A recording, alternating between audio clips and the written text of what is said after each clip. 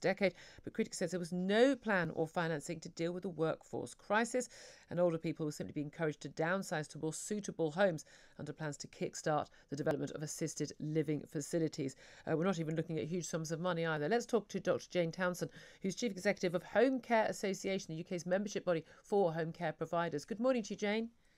Good morning. So, what did we hear about in this new social care plan? That is good news, at least. Well, nearly all of us want to live well at home, surrounded by people important to us and connected to our communities. And it's encouraging that home-based support and care is at the heart of this vision that they've articulated in the white paper.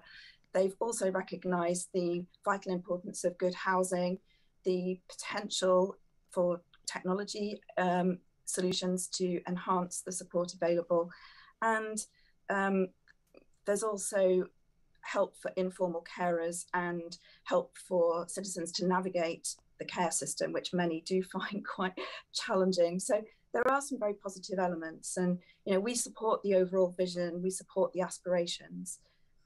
Well, yeah, I mean, this is the thing. I mean, everyone knows there needs to be reform. Everyone knows there needs to be more money in the system, and everyone knows there needs to be reform. But the government, I think they should get credit for attempting reform. I mean, Tony Blair, Gordon Brown, David Cameron and Theresa May all kicked it into the long grass. I mean, Theresa May did attempt to do something. I don't think it was the right thing in 2017 to her election manifesto. But at least she should get credit for doing something 2 years on after getting into power. But we're looking at £1.7 billion over 3 years. I mean, it doesn't even touch the sides of the sort of need we're looking at to deal with the staffing crisis and ensure quality care. The former Health Secretary Jeremy Hunt said that £7 billion a year would be needed to rescue the sector, 100,000 vacancies and 1.5 million people not getting the care they need. So it's not just those in care homes. And there have been some big question marks about over the years over the quality of care people are getting because of the lack of funding.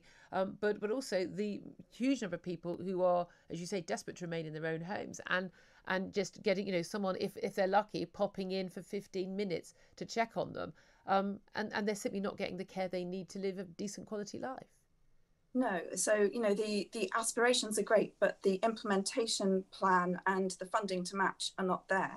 Yeah. And we're constantly seeing the government pouring billions into the black hole of NHS acute hospitals.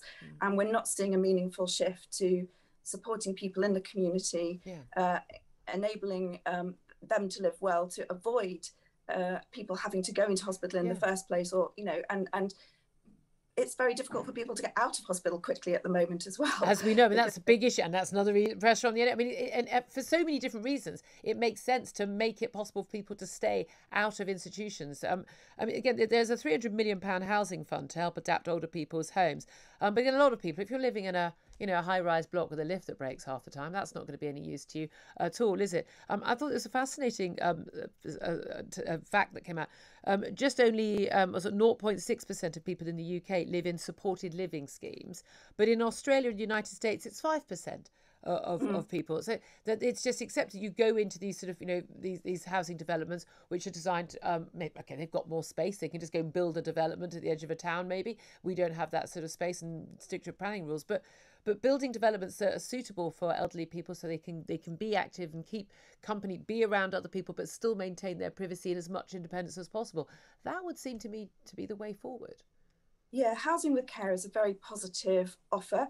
But as you said, only, even in the most developed markets, only 5 to 6% of over 65s live in those kind of developments. So even if we increase our provision by tenfold, which we definitely should, there's still everybody else in their own homes. And we need to find a way to support all of us, because it'll be you and me and at some point in the future. And if we don't get it right now, we're going to face a very miserable time. Who wants to be left on their own, without any means of getting out of bed or, being able to eat or see other people? So we've really got to sort this out. And it's just very disappointing that the money feels like it's tinkering around the edges rather than being a definite, clear policy intention that's backed up by investment. Yeah, absolutely. Dr. Jane Townsend, Chief Executive of Homecare Association.